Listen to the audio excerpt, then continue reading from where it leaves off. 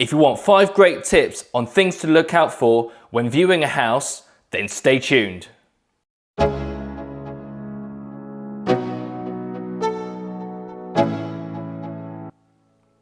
5. Damp. Look for damp on walls and ceilings. Wet and tea-coloured patches may indicate some water-related issues that might need addressing sooner rather than later. If you see any black and furry patches on ceilings or walls, then that could indicate mould, which can be a serious health issue. 4.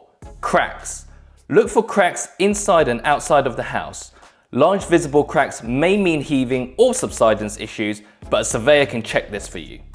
A home buyer or structural survey will contain comprehensive assessment of the property to let you know how serious those cracks can be, so make best use of those surveys. 3. Condensation. Look for condensation around windows. Cloudy or wet windows could mean your windows may need replacing to keep your house energy efficient. On the flip side, condensation can be easily fixed by keeping a house well ventilated, drying clothes outside, and cooking with the windows open. Look around the house and ask questions to see how serious this issue can be.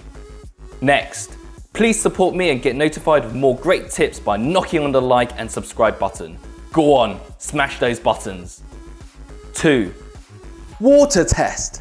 Test the hot and cold water by turning on the taps and flush the toilets to see if there's any water pressure issues made by clanging or groaning noises when the water is running.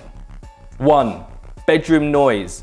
Go to the bedroom you would sleep and test the noise levels. Close all the windows and door and see if it's quiet enough for you. If it is, then you'll be confident you'll get some decent sleep. I want to know what your top tips are. Comment below and I'll catch you at the next one.